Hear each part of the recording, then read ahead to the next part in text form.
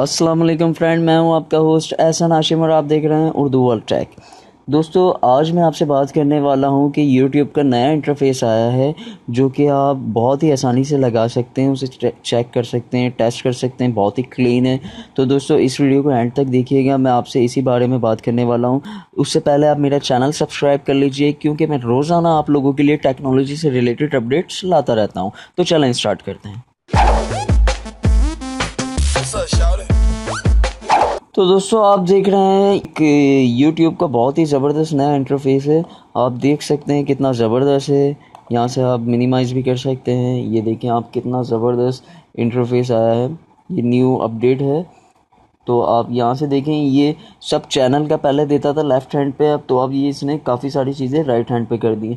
तो ये बहुत ज़बरदस्त अपडेट है। तो अगर आपका ये इंटरफेस चेंज ना हुआ हो तो वो मैं आपको बताता हूँ कि कैसे चेंज कर सकते हैं। तो सिंपली आप यहाँ पे आइए।